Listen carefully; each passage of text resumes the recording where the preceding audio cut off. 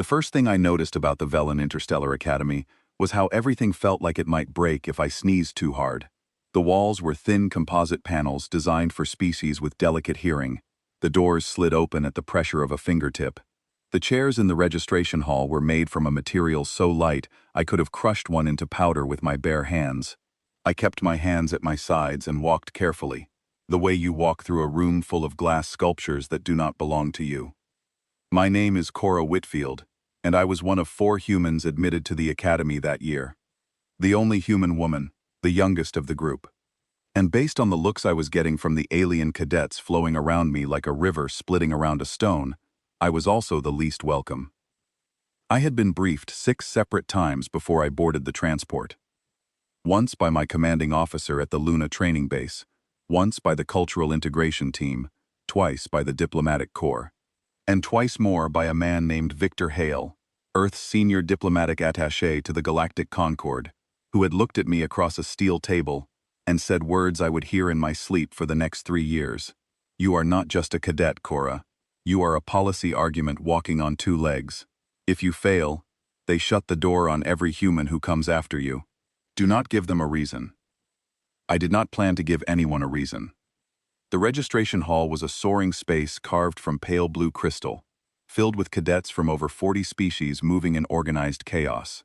I spotted a cluster of Kreth near the far wall, their segmented bodies clicking softly as they communicated through antenna vibrations. A pair of Torvan lumbered past me, each one nearly 3 meters tall and built like siege engines, their stone-gray skin textured like volcanic rock. The Velen themselves were everywhere, tall and willowy, with translucent skin that shifted color with their moods, currently cycling through shades of calm blue as they guided the new arrivals. I found my registration terminal and pressed my palm to the scanner. The system recognized my biometrics, and a holographic display appeared with my assignment. Quarters on Level 14, Section 7, Room 42. A single berth, which was a relief. I had heard that some species were assigned shared quarters, and I had not been sure I could sleep in the same room as someone whose bones I might accidentally snap if I rolled over in the night. I picked up my duffel bag, the only piece of luggage I had brought, and turned toward the corridor that led to the residential levels. That was when I first saw him. He came through the main entrance like he owned every molecule of air in the building. He was Selhari, one of the avian-featured species from a cradle world of gentle weather and soft skies. His plumage was deep violet, fading to silver at the tips, and his eyes were large and golden, set in a face that was angular and sharp, in a way that might have been beautiful if it had not been arranged into an expression of such complete contempt. He wore academy robes trimmed with thread that looked like actual gold, and he was flanked by 2 other Selhari who moved half a step behind him like trained attendants. His name, I would learn within the hour, was Korath Vel Sanai. His family had funded the construction of the Academy's entire eastern wing. His father sat on the Selhari High Council. His mother was a war hero from a conflict fought before humans had achieved faster-than-light travel. He was, by every measure the galaxy recognized, untouchable. He walked directly toward me, not to speak with me, just through the space I happened to occupy, as though I were furniture someone had placed inconveniently in his path. His shoulder struck mine as he passed. On a Selhari, that collision would have sent them stumbling.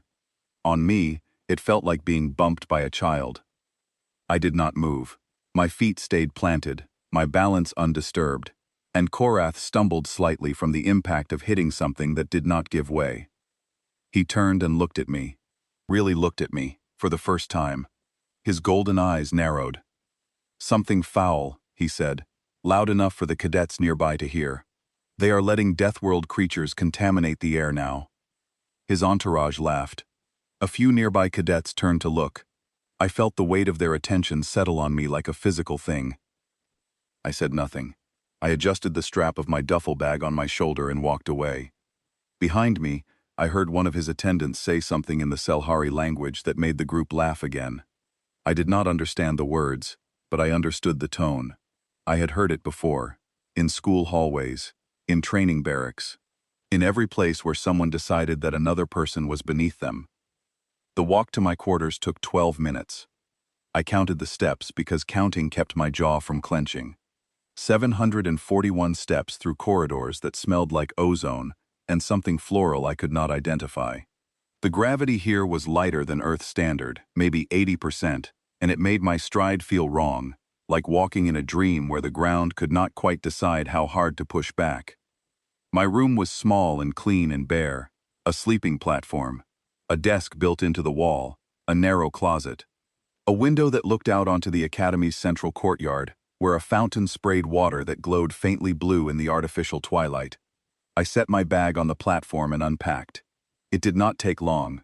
Uniforms, training gear, a tablet loaded with course materials, a small wooden figure carved from pine, a bear standing on its hind legs, that my brother Danny had made for me the week before I left Earth. He was 14 and had just started learning to whittle, and the bear was lopsided and rough, and it was the most valuable thing I owned. I placed the bear on the desk next to the window and stood there for a moment, looking out at the fountain and the alien sky beyond the dome. I thought about Victor Hale and his steel table and his warning. I thought about my mother's voice on the phone the night before departure, steady and calm the way it always was when she was trying not to cry. I thought about the 73 other humans who had applied for these 4 spots, and the thousands more who would apply in the years to come if we did not ruin it for them. Then I noticed the piece of paper on the floor near the door. It must have been slid underneath while I was unpacking. I picked it up. The words were written in crude galactic common, the letters uneven, as though the writer was not accustomed to the script. Go back to your death rock. I read it twice. Then I folded it neatly, placed it in the top drawer of my desk, and went to bed. The sleeping platform was too soft, the air was too thin, the silence was too perfect. I lay in the dark with my eyes open and my fists curled at my sides, and I told myself that this was fine, that I could do this, that I had survived worse than words on paper. I almost believed it. The next morning began with a full cohort assembly in the main lecture hall. 216 cadets from 43 species, seated in curved rows that rose steeply from the central stage. I sat near the back, on the end of a row, where I could see everyone, and no one had to sit next to me. The 3 other humans were scattered elsewhere in the hall. I caught the eye of one of them, a tall, quiet man named Peter Langley from New Zealand, and he gave me a small nod that said everything without saying anything at all. The Academy's commandant took the stage. Her name was Dre Thalis, and she was Old Valen, her translucent skin showing the faintest web of silver veins beneath the surface. Her eyes a deep shade of amber that seemed to see through walls. She spoke in galactic common, with a precision that made every word feel like it had been selected from 1,000 alternatives and found perfect. You have been chosen, she said, from among the finest candidates your worlds have produced. You are here because the Galactic Concord believes that the future of interstellar cooperation depends not on treaties written in comfortable rooms, but on the bonds forged between individuals who have learned to understand one another. Some of you come from worlds of ice, some from worlds of fire, some from worlds so gentle that a stiff breeze is considered a natural disaster. She paused, her amber eyes swept the hall. And some of you come from worlds that would kill most of the beings in this room within the first hour. I felt the attention shift, not all of it, not even most of it, but enough. Heads turned, slightly, in the directions where the humans sat. I kept my eyes on Dre Thalis and did not react. That diversity is your greatest strength, she continued, and your greatest challenge. You will learn here that the universe does not reward the strong or the clever or the beautiful. It rewards those who can stand beside someone utterly unlike themselves and find a way to work together. That is what this academy will teach you. It was a good speech. I wanted to believe it.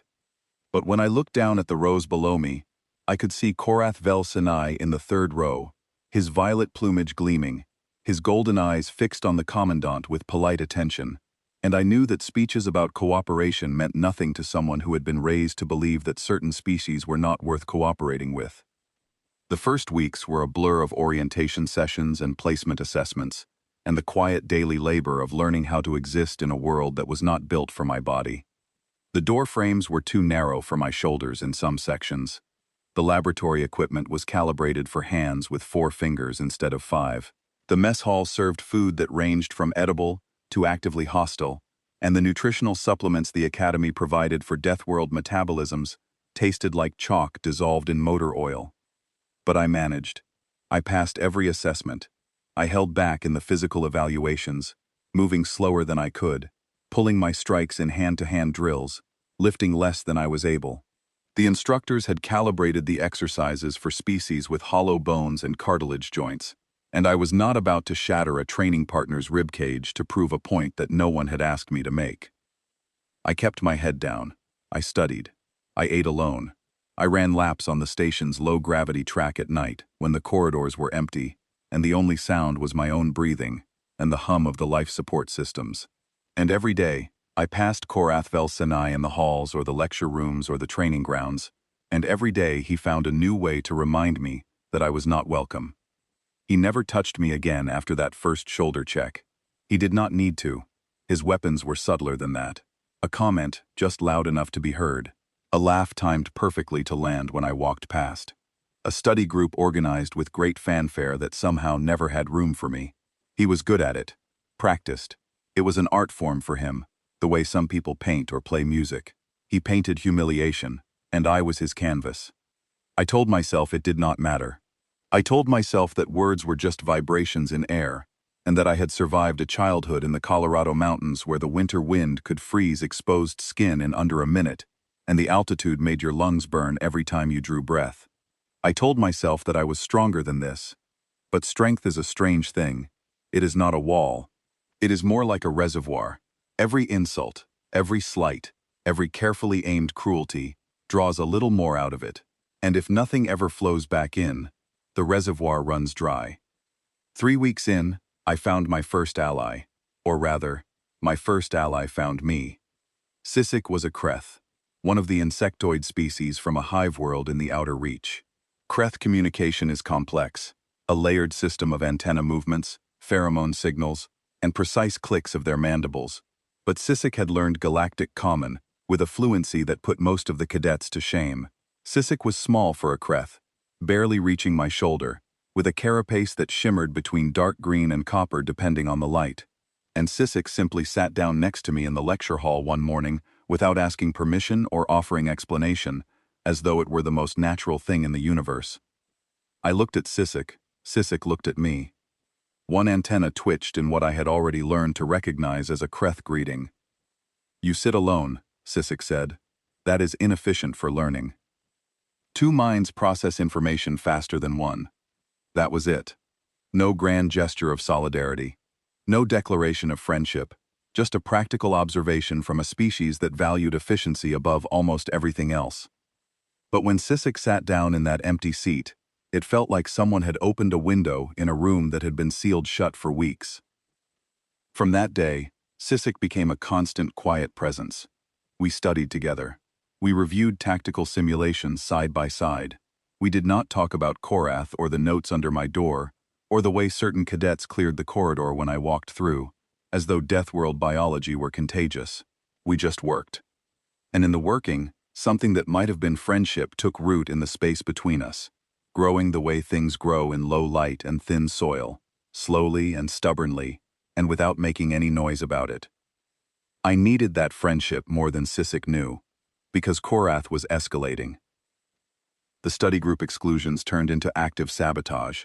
I arrived at my laboratory station one morning to find that someone had spilled a chemical solvent across my project notes, dissolving 3 weeks of careful documentation into an unreadable smear.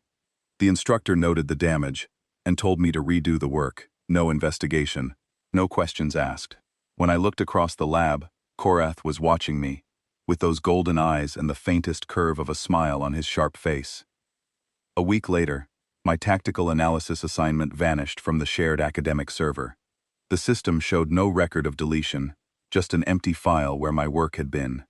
I rewrote it from memory in a single night, fueled by nothing but cold fury and the supplements that tasted like chalk. I submitted it 6 minutes before the deadline. The instructor gave me full marks. Korath's smile disappeared. That was when I realized something important. He was not just bullying me because he despised Deathworlders, although he did. He was bullying me because I was good, because my scores were climbing while his remained static, because in every physical assessment, Even with me deliberately holding back, I outperformed his entire circle. And because I was doing it all quietly, without complaint, without drama, without giving the administration any reason to look too closely at what was happening in the shadows of their gleaming crystal halls. I was a threat to him, not a physical threat, something worse. I was proof that a creature from a death rock could stand shoulder to shoulder with galactic nobility and not just survive but excel. And that terrified him in a way that no amount of wealth or family connections could fix. The tactical simulation happened on a Tuesday. I remember because Tuesdays were the only days the mess hall served something that actually tasted like food, a grain-based stew that was bland by human standards, but paradise compared to the usual offerings. Squad-based tactical scenarios were a core component of the Academy's curriculum. 12 cadets per squad, rotating leadership, simulated combat environments projected into a holographic arena the size of a football field. The scenarios tested everything: strategic thinking, communication, adaptability, courage, under simulated fire. The scores were posted publicly, which meant they mattered in ways that went beyond grades. I walked into the arena and checked the squad assignment board. My stomach dropped. Squad leader for the exercise was Korath Vel Sinai. He saw me reading the board and said nothing. He did not need to. The look on his face was enough. It was the look of someone who has just been handed a weapon and is deciding where to aim it. The scenario was a standard urban extraction, simulated hostile territory. One squad member designated as a high-value asset who needed to reach an extraction point alive. The rest of the squad provided escort and dealt with simulated enemy combatants. Simple in theory, complicated in practice. Deadly if the leadership was incompetent or malicious. Korath gathered the squad and assigned positions. He gave himself and his 2 Selhari companions the safest roles, rear security on a route he had already mapped as low threat. He assigned the Kreth and Torvon cadets to the flanks. Then he looked at me. "Whitfield," he said. "Forward scout. Solo advance through the Market District." The Market District was the kill zone. Every cadet who had studied the scenario maps knew it. 3 overlapping fields of simulated enemy fire, minimal cover, and a bottleneck at the central intersection that turned whoever entered it into a target. It was the one position in the scenario that was essentially a death sentence. The other cadets shifted uncomfortably. Even one of Korath's Selhari companions glanced at him with something that might have been doubt. I could have refused. I could have cited tactical doctrine, which clearly stated that solo advances into unscouted hostile zones were a violation of standard operating procedure. I could have appealed to the instructor supervising the exercise, a Velen named Kale, who was watching from the observation platform with an expression I could not read. But I did not refuse, because refusing would have been exactly what Korath wanted. It would have given him grounds to accuse me of insubordination, of cowardice, of being unable to follow orders from a superior. And because somewhere deep in the part of my brain that grew up running through Colorado mountain trails at altitude, dodging rock slides and outrunning sudden storms, a quiet voice said, "He thinks this will stop you. Show him he is wrong." I moved out ahead of the squad and entered the Market District alone. The simulation hit me with everything it had. Enemy combatants materialized from doorways and rooftops, their holographic weapons firing marker rounds that stung like wasp stings when they connected. I moved on instinct, on the reflexes that 3 billion years of evolution on a death world had hammered into my nervous system. I ducked, rolled, sprinted, slid behind cover that was barely adequate, and returned fire with a precision that surprised even me. My heart rate spiked, and the adrenaline flooded my bloodstream like liquid electricity. And for the first time since arriving at the academy, I stopped holding back. I cleared the Market District in 4 minutes and 11 seconds. I neutralized every simulated combatant. I took 6 marker hits, which on a Selhari would have registered as mission-ending injuries, but on me were just welts that would fade by morning. And I reached the extraction point before the rest of the squad had made it through their low-threat route. When the simulation ended, the arena lights came up, and I stood in the center of the extraction zone, breathing hard and covered in holographic dust and marker paint. The other cadets stared at me. Instructor Kale stared at me. Korath stared at me with an expression that had gone past anger into something colder and more dangerous. The scores were posted an hour later. My individual performance rating was the highest in the entire cohort that semester. The squad's overall score was low because the formation had been split by Korath's orders. The instructor's notes flagged the tactical decision to send a lone cadet into the kill zone as questionable, but issued no formal reprimand. That night, I went back to my quarters and found the door unlocked. Inside, my things had been scattered across the floor, my uniforms pulled from the closet, my tablet thrown against the wall, its screen cracked in a spiderweb pattern, and on the desk, where the wooden bear had stood, there was nothing. I found it on the floor near the door, broken into 3 pieces, the head separated from the body. One of the hind legs snapped off at the base. I sat on the edge of my sleeping platform and held the pieces in my hands. Danny had spent 2 weeks carving that bear. He had cut his thumb on the second day and kept going anyway, because he said I needed something from home to take with me into space, something to remind me that no matter how far away I was, I still had a family that was proud of me.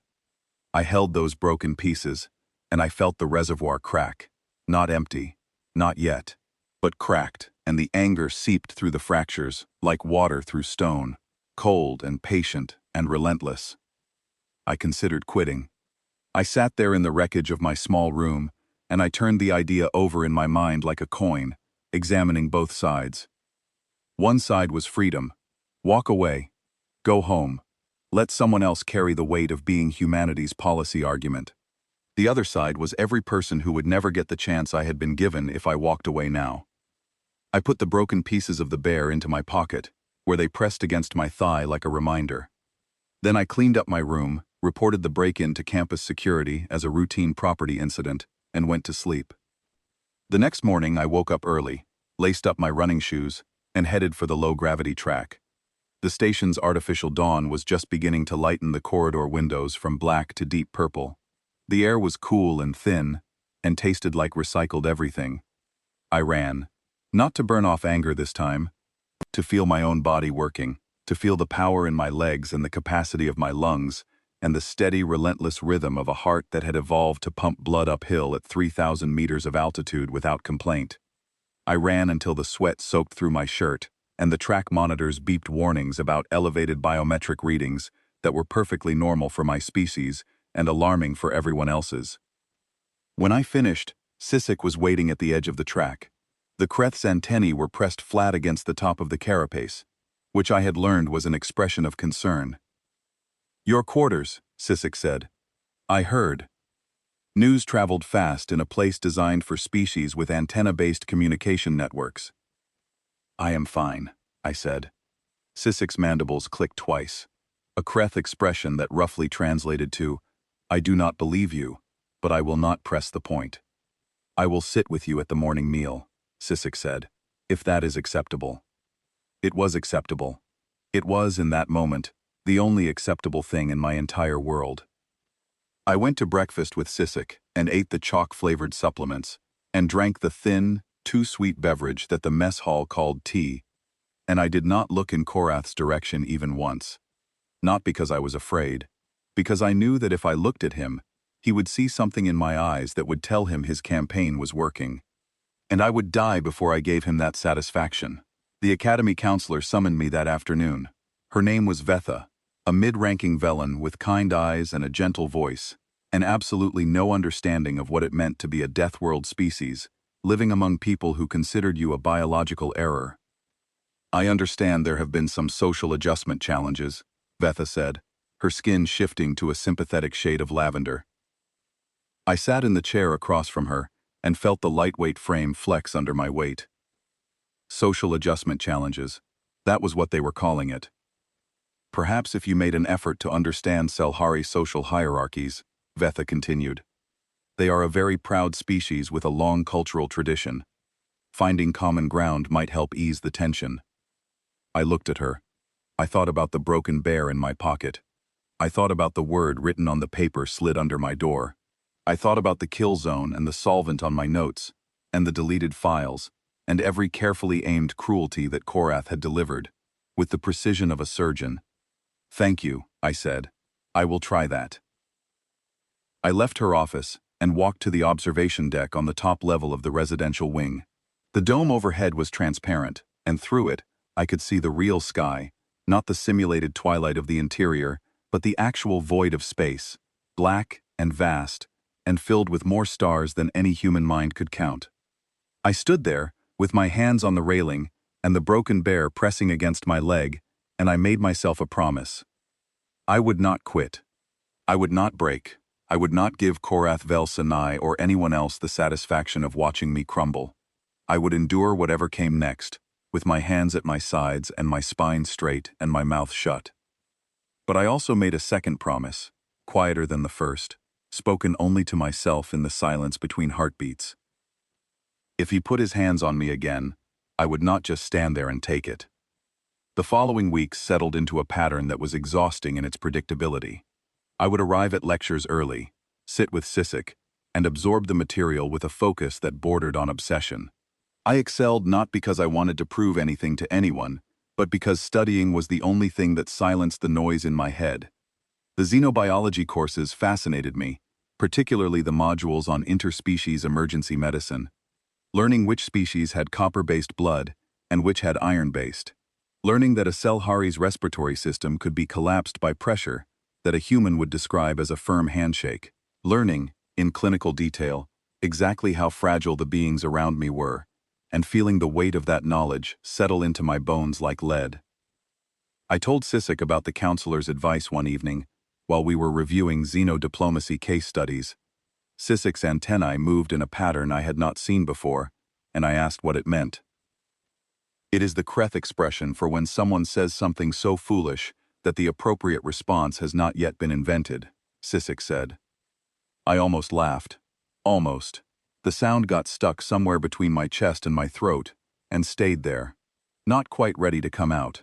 But it was closer to laughter than anything I had produced in 6 weeks, and that counted for something. Korath, meanwhile, had not stopped. He had just gotten smarter about it.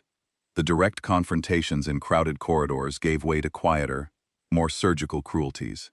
My personal communicator glitched 3 times in 1 week, each time losing messages from Earth, including one from Danny that I never recovered. My access to the Advanced Tactical Archive was mysteriously revoked for 2 days during exam preparation.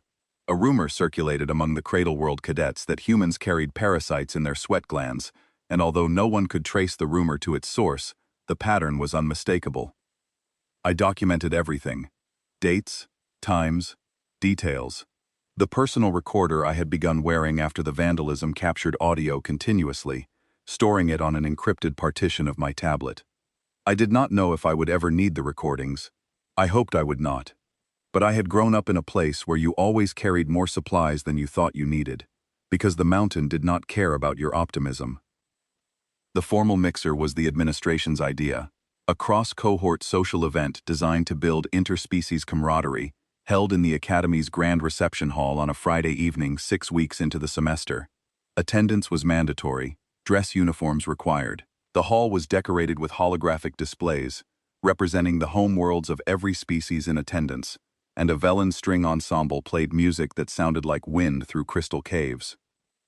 I wore my dress uniform, which fit well, because it was the one piece of Academy-issued clothing that had been properly tailored for human proportions.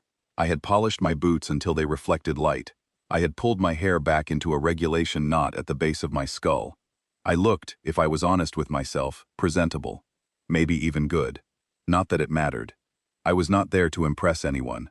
I was there because the attendance sheet would be checked, and any absence would be noted in my file. The first hour passed without incident. I circulated the edges of the room, made polite conversation with a group of Kreth cadets who were fascinated by human hand structure, and managed to eat 3 of the small appetizers without triggering any digestive alarms. Sisek found me near the drink table, and we stood together, watching the room with the comfortable silence of 2 people who did not need to fill every moment with words. Peter Langley caught my eye from across the hall and raised his glass in a subtle toast. The other 2 humans were engaged in a conversation with a cluster of Torvon, who seemed genuinely interested in Earth's geological history. For a moment, a brief and fragile moment, the evening felt almost normal. Then I saw Korath. He was standing near the entrance to the east corridor, a drink in his hand, his violet plumage catching the holographic light in ways that made him look like something from a painting. His two constant companions flanked him. One was named Sevik, lean and sharp-eyed. The other was Dren, broader than most Selhari, with dull bronze plumage and the vacant expression of someone who had never needed to think for himself. Korath was watching me, not with his usual contempt, with something else, something that looked a lot like calculation. I turned away and focused on my conversation with Sisik. We were discussing the tactical theory exam scheduled for the following week, and Sisik was laying out a study plan with the kind of meticulous detail that only a Kreth mind could produce. I nodded along, making notes on my tablet, pretending that the back of my neck was not prickling with the awareness of being watched. 20 minutes later, I excused myself to find a restroom. The nearest one was down the east corridor, past the secondary lecture halls and the faculty offices. The corridor was empty, the lighting dimmed to evening mode, and my boots echoed on the composite floor in a rhythm that sounded too loud in the silence. I heard them before I saw them. Footsteps behind me. 3 sets, moving faster than a casual pace but not quite running. I turned around. Korath stood 10 meters away, with Sevik and Dren arranged behind him, like wings on a bird of prey. He was still holding his drink, a slender crystal glass filled with a pale amber liquid that I knew was a Selhari stimulant, something that lowered inhibition and heightened aggression in their species. His golden eyes were bright with it. "Whitfield," he said, and the way he said my name made it sound like a disease. I said nothing. I squared my shoulders and faced him, and waited. "You know," he continued, stepping closer, "I asked myself a question today. I asked myself why the Academy allows animals to wear the same uniform as the rest of us. And do you know the answer I came to?" I watched his hands. Old habit. You learn to watch hands, not faces, when you grow up in a world where the things that could hurt you did not always announce their intentions. "Because the administrators are cowards," Korath said. "They are afraid to say what everyone already knows. That your species does not belong here. That you are a mistake, a political concession to appease a primitive world that should still be quarantined behind its own atmosphere." He was close now, close enough that I could smell the stimulant on his breath, sweet and sharp like overripe fruit. Close enough that I could see the fine tremor in his plumage that told me his heart rate was elevated, his adrenaline pumping, his judgment compromised by the chemical swimming through his avian bloodstream. "I need you to step back," I said. My voice was level. My hands were open at my sides, every word measured, every syllable controlled. Korath's eyes narrowed. On his world, a calm response to aggression from a social inferior was not courage, it was submission. I could see him reading it that way, filing my composure into the same category as a servant lowering their eyes. It made him bolder. "Step back," he repeated. "You are giving orders now? An animal from a death rock, giving orders to a son of House Vel Sinai?" He stepped forward instead. Sevik and Dren moved with him, closing the corridor behind them like a gate swinging shut.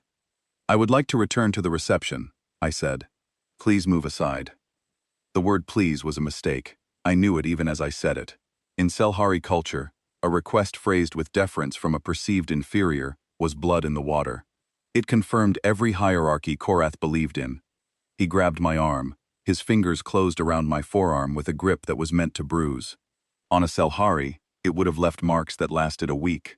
On me, it felt like being gripped by a child who was squeezing as hard as they could and not understanding why the adult was not reacting. I looked down at his hand on my arm. Then I looked up at his face. "Let go," I said. He did not let go. He pulled, trying to yank me off balance. And when my body did not move, when his pull met the resistance of 70 kilograms of dense bone and muscle, anchored by a skeleton that had evolved to withstand forces his species could not imagine, something flickered in his golden eyes. The first crack in his certainty, the first hint that the physics of this situation were not what he had assumed. But he was too deep in now. The stimulant, the witnesses, his own pride, all of it pushed him past the crack and into the territory beyond. He struck me. It was a backhanded blow across my left cheek, delivered with the full rotation of his shoulder and the weight of his body behind it. In Selhari culture, it was a gesture used to discipline servants.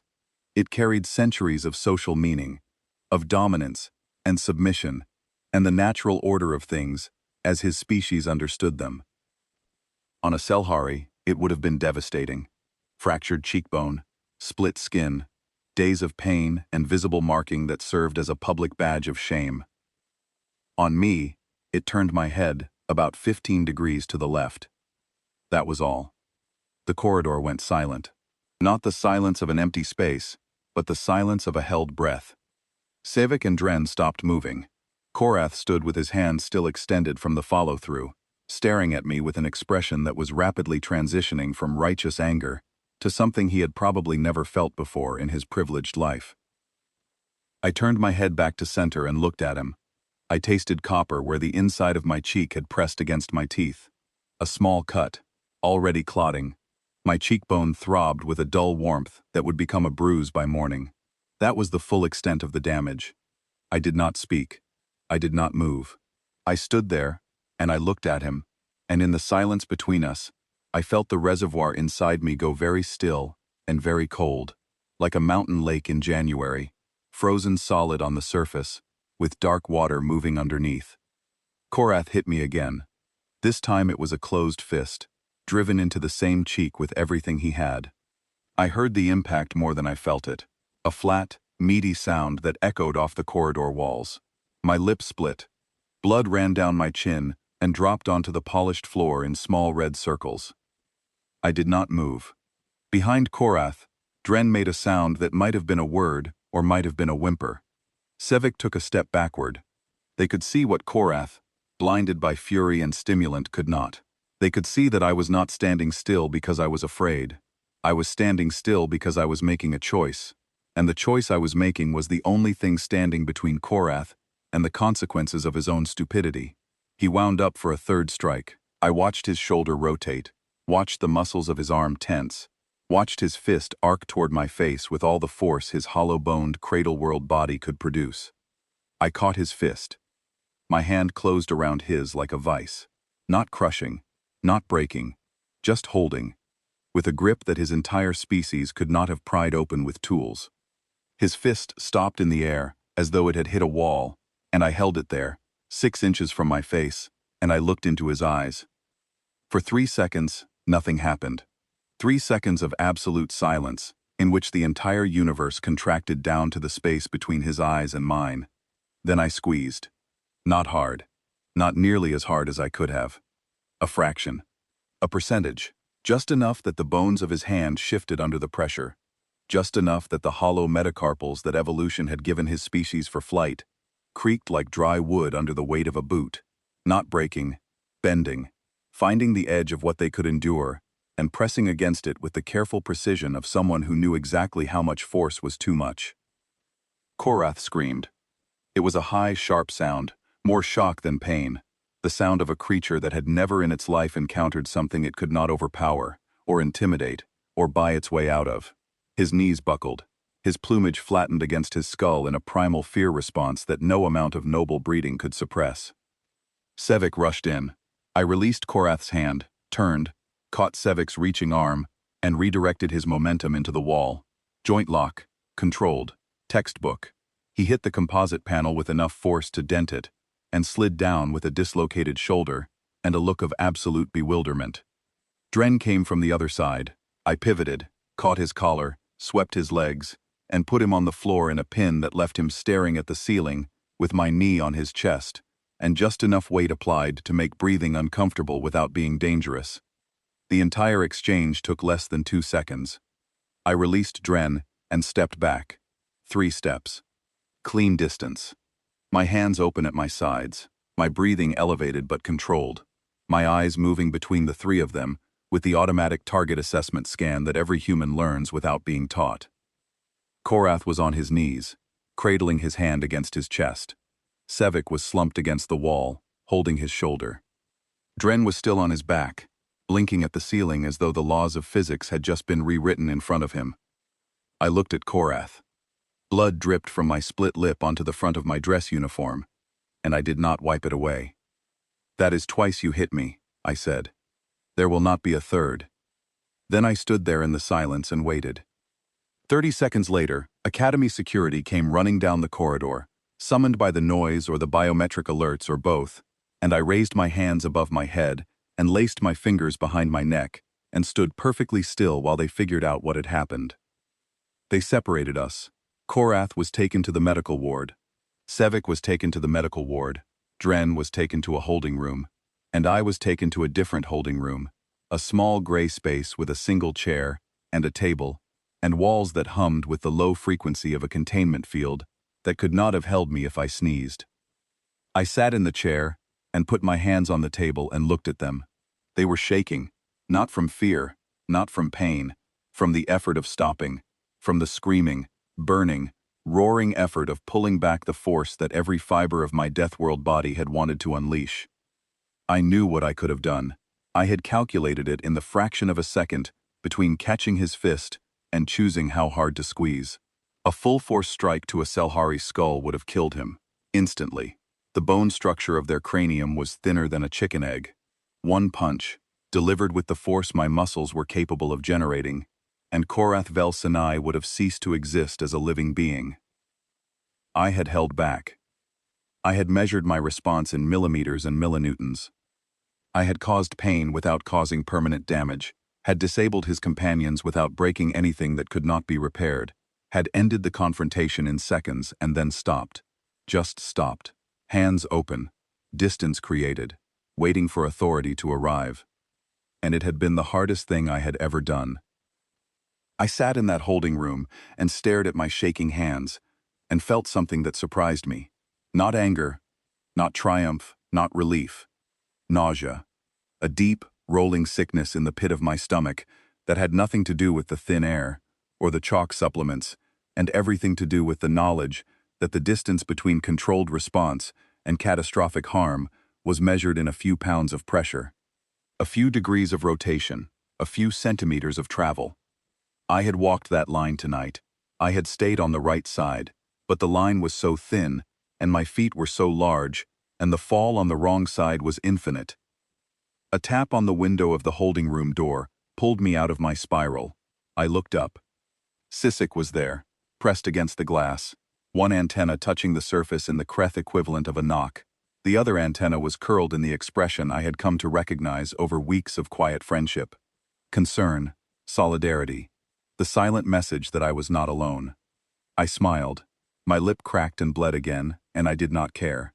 I smiled at Sisik through the glass, and Sisik's antenna twitched, and for a moment, the holding room felt a little less like a cage. An hour passed. Then two. I heard voices outside, muffled by the containment field, speaking in tones that ranged from urgent to furious. Then the door opened, and Victor Hale walked in. He looked exactly like he had at the steel table back on Earth. Gray suit, gray hair, gray eyes that could have been stamped from metal.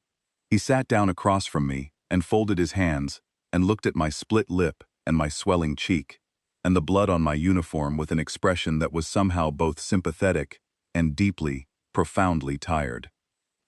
"Tell me," he said. I told him. All of it. From the first shoulder check, to the note under the door, to the solvent on my notes, to the deleted files, to the vandalized quarters, to the tactical simulation, to the corridor. Every detail, every date, every word I could remember. I spoke for 20 minutes without stopping, and Victor Hale listened without interrupting, and when I finished, he was quiet for a long time. "You have evidence?" he asked. "Some," I said. "I started wearing a personal recorder 3 weeks ago. After the vandalism, it records audio continuously. I also have screenshots of the deleted files from the academic server logs, and I filed a property damage report after the break-in." Victor Hale looked at me. For the first time since I had met him, something that might have been pride flickered across his gray metal face. "Smart girl," he said. Then the mask came back. "This is going to be ugly. His family has resources. They will push for your expulsion and a suspension of the entire human program. The Selhari delegation is already making calls." "I know," I said. "The tribunal will want to frame this as mutual combat," he continued. "Two cadets with a personal dispute. They will try to make the species angle disappear." "I know. Do you understand what is at stake?" I reached into my pocket and pulled out the broken pieces of the wooden bear. I set them on the table between us. The head, the body, the snapped-off leg. "My brother made this," I said. "He is 14. He wants to be an engineer. He wants to build ships that cross between stars. And the only way he gets that chance is if I stay here and finish what I started." Victor Hale looked at the broken bear on the table. He picked up the headpiece and turned it over in his fingers, examining the rough knife marks with surprising gentleness. "Then we fight," he said. The tribunal convened 3 days later in the Academy's formal hearing chamber, a circular room with tiered seating and a central floor where the involved parties stood. The presiding officers were 3 senior faculty members, a Velen, a Torvan, and a Selhari, chosen to represent a cross-section of species. Commandant Dre Thalis was present, but did not sit on the panel, observing from a raised seat at the back of the chamber, with her amber eyes missing nothing. Korath arrived with a delegation. His family had sent a legal advocate from Selhari Prime, a tall female with ice-white plumage and a voice like sharpened glass. Korath's hand was wrapped in a medical brace. His plumage was immaculate. His expression was carefully arranged into a mask of wounded dignity. I arrived with Victor Hale and a Velen advocate named Marin, who had been assigned to me by the Academy and who looked like she had not slept in 2 days. The Selhari legal advocate spoke first. She presented a narrative that was almost artistic in its distortion. A young noble, attending a social function in good faith, approaches a Deathworld cadet to extend an olive branch of cultural exchange. The Deathworld cadet, aggressive by nature, volatile by biology, misreads the gesture and attacks without provocation. 3 Selhari cadets injured. 1 with fractures. The Deathworld species demonstrates exactly the danger that opponents of their admission had always warned about. It was a clean story. Simple, compelling, and it was a lie from the first word to the last. My advocate Marin stood to respond, and to her credit, she did her best. She presented my academic record, my clean disciplinary file, my placement scores. She argued that I had no history of aggression and no motive for an unprovoked attack. But the Selhari advocate was better. She had been doing this for decades, navigating galactic tribunal politics with the ease of someone swimming in their native ocean. Every point Marin raised, the advocate redirected. The academic record was irrelevant. The scores were beside the point. The question was simple. Did the Deathworld cadet inflict injuries on 3 Selhari cadets? The medical records confirmed that she did. The tribunal's Selhari member nodded along. The Torvan member looked uncomfortable. The Velen member was unreadable. Then Victor Hale stood up. He did not ask permission to address the tribunal. He simply stood, adjusted the cuffs of his gray suit, and spoke in a voice that carried the quiet authority of a man who had negotiated trade agreements between species that had been at war for centuries. "If it pleases the tribunal," he said, "the respondent would like to present evidence."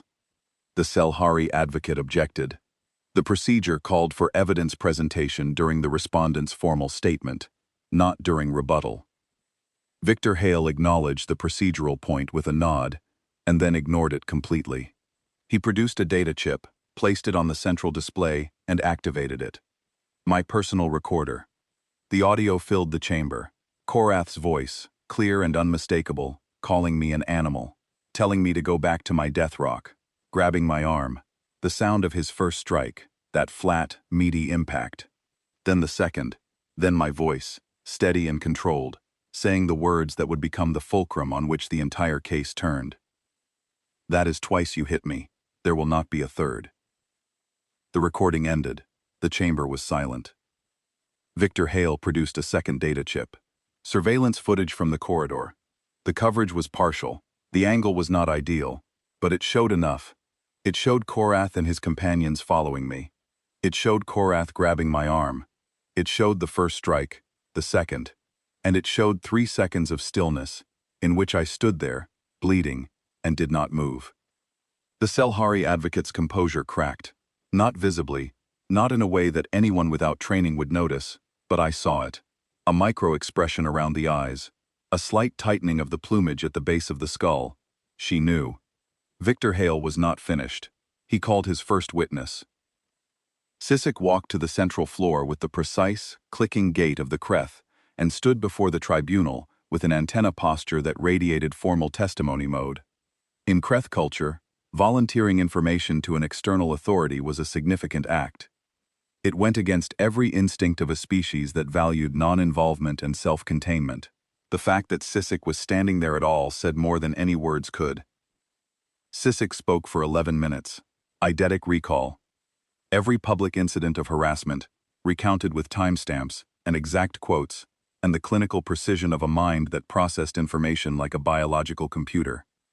The solvent on my notes, observed from 2 laboratory stations away. The study group exclusions, tracked through shared schedule data. The corridor confrontations, witnessed firsthand on 4 separate occasions. After Sisek, a Torvan cadet named Gren testified.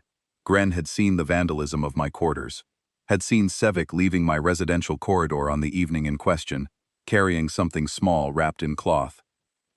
And then, to the visible shock of the Selhari delegation, a young Selhari cadet named Pelith stood and asked to speak. Pelith was from a minor house, low-ranking by Selhari standards, and his plumage trembled with the effort of defying the social gravity of his own species. But he spoke. He described the culture of intimidation that Korath maintained among the Selhari cadets. He described the threats made against anyone who associated with Deathworld species. He described overhearing Korath planning the corridor confrontation the day before the mixer. Pelith's testimony broke the case open. The Selhari advocate requested a recess. It was granted. During the recess, I saw her speaking rapidly into a communication device, her white plumage flushed with color for the first time, and I knew she was calling Korath's family to deliver news they did not want to hear. When the tribunal reconvened, the medical evidence was presented. Korath had hairline fractures in 2 metacarpal bones and severe bruising across the hand and wrist. Sevik had a dislocated shoulder that had been reset without complications. Dren had minor bruising to the chest. My injuries were listed as a contusion to the left cheekbone, a split lower lip, and a minor laceration inside the left cheek. The tribunal's medical officer, a Velen specialist named Dri Voss, noted something that changed the temperature of the room. The officer stated that my injuries were consistent with being struck with maximum Selhari force. The fact that I had sustained only bruising and superficial lacerations was not evidence of a light blow. It was evidence of the extraordinary durability of Deathworld biology. Dri Voss then added, in a tone of careful medical neutrality, that the force required to produce hairline fractures in Selhari metacarpals was approximately 8% of the maximum grip strength recorded for adult human females. The respondent, Dri Voss said, used less than 1/10 of her available physical capacity. The injuries sustained by the Selhari cadets were consistent with precisely controlled minimal force applied in a defensive context. 8%. The number hung in the air like smoke. I saw the Torvan tribunal member's stone-gray face shift into an expression I had never seen on that species before. Something between horror and respect. The Selhari advocate made one final argument. Cultural context, she called it. The disciplinary gesture, the backhanded strike, was not assault under Selhari law. It was a social correction, appropriate when directed at a subordinate who had overstepped their station. Victor Hale responded with 3 sentences. The respondent is not a Selhari servant. She is a sovereign citizen of Earth and a registered cadet of this institution. Under the Academy's charter, Article 7, Section 3, the physical striking of a fellow cadet constitutes assault regardless of the cultural framework of the perpetrator. The tribunal deliberated for 4 hours. I waited in an anteroom with Victor Hale, who spent the time reading documents on his tablet as though the outcome of the deliberation were a minor administrative detail and not the hinge on which my entire future swung. Marin paced. I sat still and held the broken pieces of the wooden bear in my pocket and breathed. The ruling came at 1700 hours station time. Korath Vel-Sinai was found responsible for initiating an unprovoked physical assault on a fellow cadet. He was suspended from the academy for 1 full semester, with conditions for readmission that included mandatory interspecies sensitivity training and a formal written acknowledgement of wrongdoing. His companions Sevik and Dren were placed on probationary status for their participation. The respondent, Cora Whitfield, was found to have acted in self-defense using proportional force. No disciplinary action was taken. A note was added to my file, not a reprimand but a commendation. It read, "Cadet Whitfield demonstrated exceptional restraint under extreme provocation. Her conduct reflects the highest standards of the Academy's code." Victor Hale read the commendation and allowed himself a small, thin smile that lasted exactly 1 second before his face returned to its default setting of professional neutrality. Marin collapsed into a chair and let out a breath she had apparently been holding for 3 days. Somewhere on Selhari Prime, a noble family was learning that their money and their name and their centuries of untouchable privilege had just been weighed against the testimony of a Kreth, a Torvan, one of their own, and a girl from a Death Rock. And the girl from the Death Rock had won. I walked out of the hearing chamber, and the corridor air hit me like a wave. It was the same recycled atmosphere I had been breathing for weeks, thin and sweet and alien, but in that moment, it tasted different. It tasted like something I had almost forgotten the flavor of: freedom. Not the freedom to leave, the freedom to stay. Victor Hale walked beside me in silence for 30 paces. Then he stopped, and I stopped, and he turned to face me with those gray metal eyes. "I will be returning to the diplomatic station tomorrow," he said. "Before I go, I want you to know something. I have been doing this job for 26 years. I have negotiated ceasefire agreements between species that had been killing each other for generations. I have brokered trade deals that kept entire colonies from starving. And in 26 years, the moment I am proudest of is the one where a girl from Colorado stood in a corridor and chose not to hit back." He extended his hand. I shook it. His grip was firm and careful, and exactly as long as protocol required. "Take care of yourself, Whitfield," he said. And then he walked away, his gray suit disappearing around the corner, and I never saw him again in person, though he sent a brief, unsigned message to my tablet 6 months later that contained only 2 words: "Well done." The first thing I saw when I turned back toward the main corridor was Sisik, waiting by the wall with both antennae raised in the Kreth expression of victory, which looked almost exactly like the expression of concern, but with a slight forward tilt that changed the meaning entirely. Behind Sisik, Gren the Torvan stood with arms folded across a chest the size of a refrigerator, nodding slowly. Peleth was there too, standing apart from the others, his plumage still trembling. I walked over to him. "Thank you," I said. He looked at me with large, golden eyes that reminded me uncomfortably of Korath's, but held none of the same cruelty. "My family will be angry," he said. "I know. I did it anyway." "I know," I said again. "And I want you to know that what you did today was braver than anything I did in that corridor." Peleth's plumage settled. Not all the way, but enough. The days after the ruling were strange. The Academy did not return to normal because normal had never existed. Not really. What happened instead was a recalibration, a slow grinding adjustment of the social machinery. As 216 cadets from 43 species processed the fact that something fundamental had shifted. I went back to classes. I sat in my usual seat with Sisik beside me. I took notes. I completed assignments. I ran laps on the low-gravity track at night. From the outside, nothing had changed. But everything had changed. Some cadets avoided me. They stepped aside when I entered a corridor, pressed themselves against the walls, looked away when I passed. They were afraid. Not of what I had done, but of what they now understood I could do. The medical report had been discussed in whispers throughout the Academy, and the number 8% had taken on a life of its own. If she used 8% to fracture his bones, what would 50% do? What would 100% do? I hated it. I had not come to this place to be feared. I had come to study crisis response, to learn how to help people in the worst moments of their lives, to bridge the gap between species that did not understand each other. Fear was the opposite of everything I wanted. The worst moment came in the hand-to-hand training hall 3 days after the ruling. We were running partner drills, basic defensive techniques calibrated for multi-species sparring. My assigned partner was a Velen cadet named Shellen, mid-height for the species, with skin that shifted rapidly between pale green and white in a pattern I had never seen before.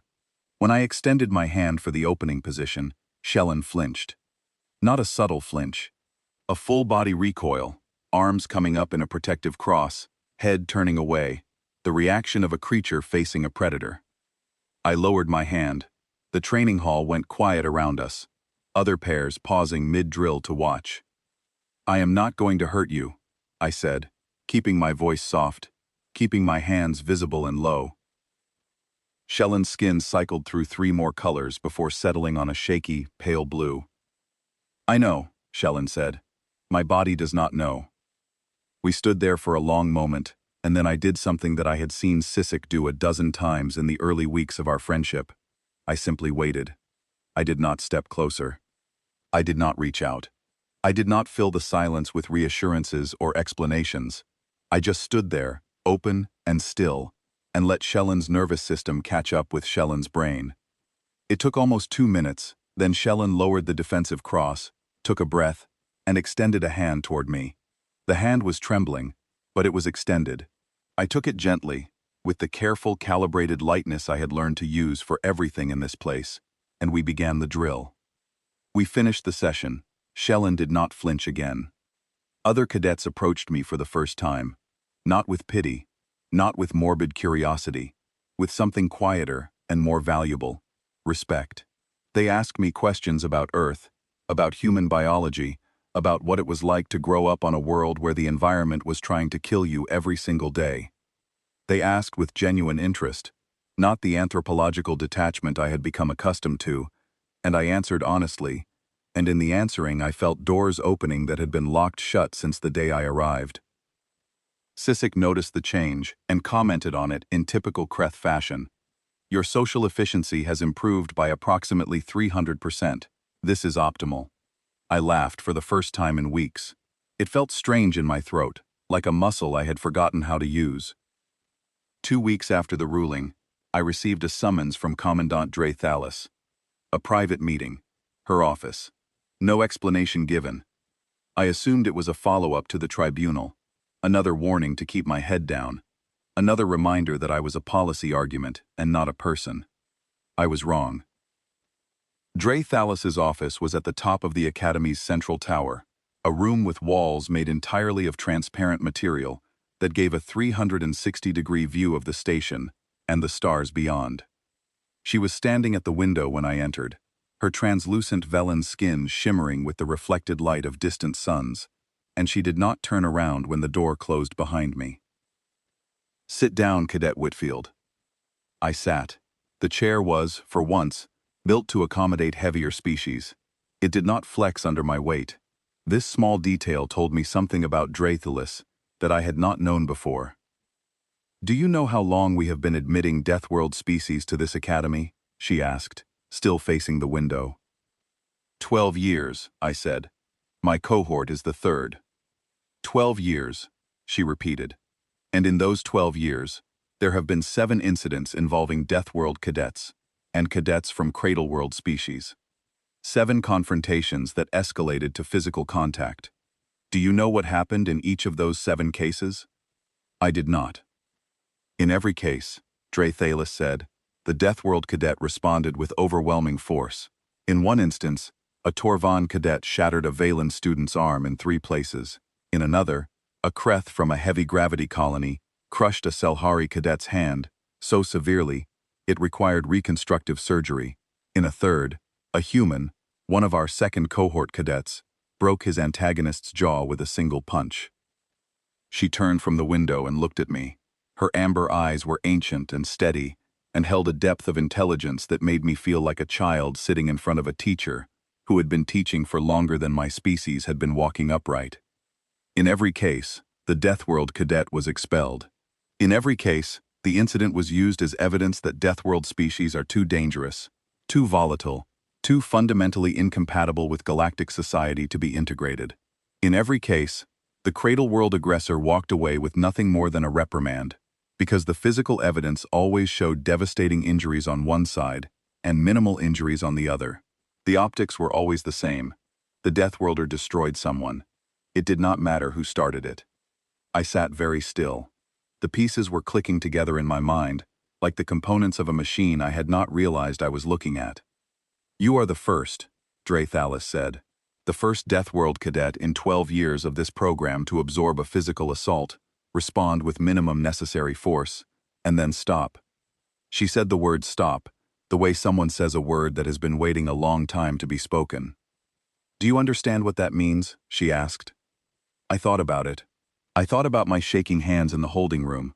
I thought about the line between controlled response and catastrophe. The line measured in pounds of pressure and degrees of rotation. I thought about the 8%.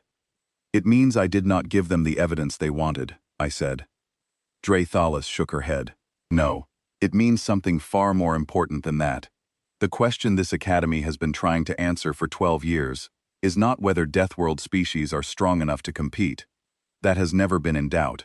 The question is whether Deathworld species are disciplined enough to live among fragile species without becoming the very threat everyone fears." She sat down across from me. The light from the stars caught the silver veins beneath her skin and made them glow. "You did not pass the test when you defended yourself," she said. "You passed the test in the 3 seconds before. When he hit you the first time, and you chose not to respond. When he hit you the second time and you chose not to respond. You passed the test in those 6 seconds of stillness, because those 6 seconds proved that a human being can absorb pain and provocation and choose, consciously and deliberately, to remain in control. That is not strength, Cadet Whitfield. That is something rarer and more valuable. That is mastery." I looked at her, and for the first time since arriving at the academy, I felt the weight on my shoulders shift. Not disappear. Shift. Rearrange itself into something I could carry. "I did not feel like I was mastering anything," I said. "I felt like I was drowning and choosing not to grab the nearest person to use as a raft." Thalis regarded me with those ancient amber eyes. "Yes," she said. "That is exactly what mastery is. The drowning person who grabs others pulls them both under. The one who keeps still, who treads water, who waits for the current to pass. That is the one who survives, and who does not leave wreckage behind them." She leaned forward. "There are those on the Academy board who believe Deathworld species should never have been admitted. There are those who believe the risk is too great, that biology is destiny, that a creature bred by a hostile environment will always default to hostility. Your predecessor, the human who broke his opponent's jaw, confirmed every fear they held. You have challenged those fears, not erased them. Challenge them, and that is the beginning of change." "What happens now?" I asked. "Now," Thalis said, "we change the program. Not because of you, because of what you proved is possible." She was true to her word. In the weeks that followed, the Academy implemented a series of changes that rippled through every aspect of cadet life. New protocols for interspecies conflict resolution, mandatory training modules on Deathworld biology for all cadets, not just the brief overview that had been part of orientation, but a comprehensive education on what Deathworld species could endure, and what that durability meant in the context of physical confrontation. The goal was not to frighten the Cradle World cadets. It was to educate them, to replace ignorance with understanding and fear with informed respect. The administration also established a review board for harassment complaints, staffed by representatives from every species group in the Academy, with the authority to investigate and act on reports of targeted behavior. Sisek was invited to serve on the board. The Kreth accepted with the observation that the position would improve institutional efficiency by an estimated 12%, which was the closest thing to enthusiasm I had ever heard from that species. Korath Vel Sinai returned after his suspension. He was quieter. His entourage had dissolved, Savik and Dren keeping a careful distance, and the social power he had wielded like a birthright had evaporated in the heat of public record. He did not speak to me. He did not look at me. He walked the corridors of the Academy like a ghost of his former self, and I watched him and felt nothing. Not satisfaction, not pity, nothing. Some people change when the world shows them they are wrong. Korath was not one of those people. He simply became smaller, his cruelty turning inward, his golden eyes losing their predatory gleam and settling into something dull and flat and closed. I could not make him understand what he had done. I could not make him grow. That was not my job, and it was not my burden, and I let it go the way you let go of a stone you have been carrying uphill for too long. What I carried instead was the wooden bear. I had taken the broken pieces to the Academy's fabrication lab and spent an evening reassembling them with micro-adhesive and careful hands. The seams were visible, the bear was scarred. But it stood on its own again, lopsided and rough and imperfect, on the desk next to my window, and every time I looked at it I thought of Danny, and his cut thumb, and the fact that the things that survive being broken are not weaker for the breaking. They are different. Sometimes they are stronger. Gren the Torvan became a regular presence in my life after the tribunal. The massive cadet had a gentle streak that contradicted every stereotype about heavy-gravity species, and a dry sense of humor that emerged in unexpected moments. Gren invited me to join a study group that included cadets from 6 different species, and I accepted, and for the first time in my academy career, I was part of something that felt like a team. Pelith, the young Selhari who had testified, sought me out one evening in the library. He was still nervous around me, still trembling slightly, but he sat down and asked me to explain something he had never understood about humans. "How do you forgive?" he asked. I looked at him. I thought about the question. I thought about whether I had forgiven Korath, and I realized that forgiveness was the wrong word for what I felt. Forgiveness implied that the harm had been processed and released.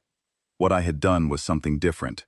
I had acknowledged the harm, measured its weight, placed it on a shelf, and walked away from it. Not because it did not matter, because carrying it would cost me more than leaving it behind. "You do not have to forgive someone to move past them," I told Pelith. "You just have to decide that they are not worth the space they are taking up in your head." Pelith considered this. His plumage, which had been trembling when he sat down, gradually settled into stillness. "I think," he said slowly, "that my people do not understand your species at all." "That is probably true," I said, "but we are here, and we are not going anywhere." 6 months passed, then 8, then a year. The Academy moved through its cycles of lectures and simulations and examinations, and I moved with it, finding my rhythm, finding my place in the machinery of an institution that was slowly, grudgingly, making room for what I was. My scores remained high. My commendation remained in my file. The broken bear remained on my desk, its scars visible, its stance steady. The Deathworld biology modules changed things in ways I had not anticipated. When cadets from Cradleworld species learned that human skin could withstand temperatures that would cause third-degree burns on a Selhari, or that human bones were reinforced with a mineral density 4 times greater than the galactic average, or that the human immune system fought off pathogens that would be immediately fatal to 70% of the species in the Academy, the fear shifted. It did not disappear, but it changed shape. It went from the fear of a monster to the awe of a survivor. The cadets began to see humans not as threats, but as products of a world that was the threat. Beings who had been forged in a furnace and emerged not broken, but tempered.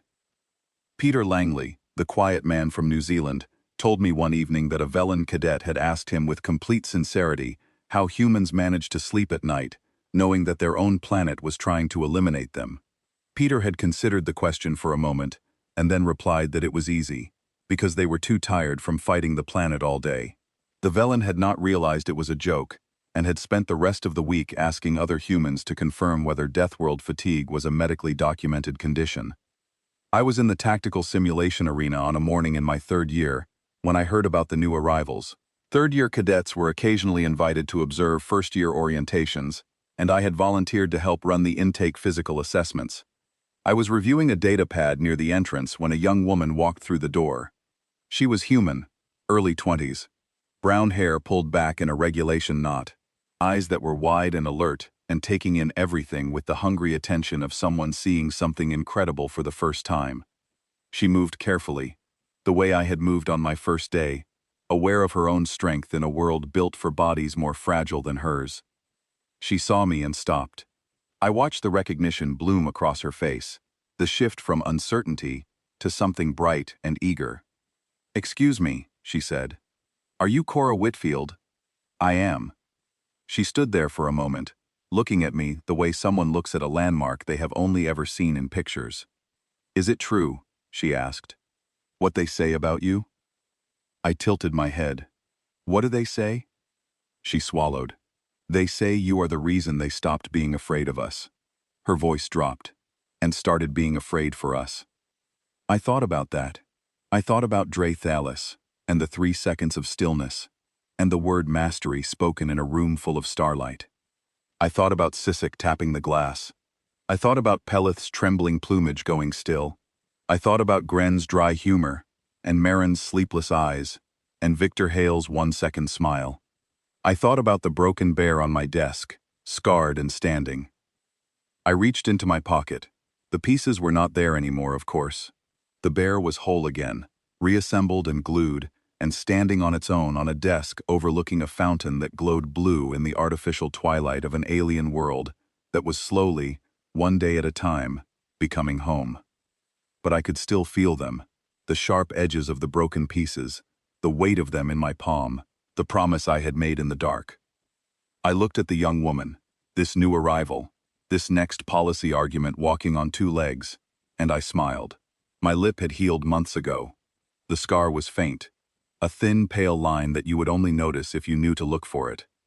"Tell them I am just a girl from a mountain town," I said, "and I do not hit first." She stared at me for a long moment.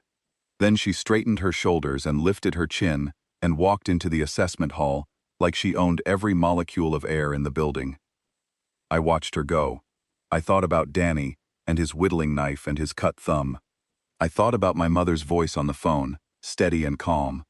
I thought about the 73 applicants who had not made it, and the thousands more who would come after, one by one, carrying their duffel bags, and their wooden bears, and their impossible, stubborn, Deathworld hope into the stars.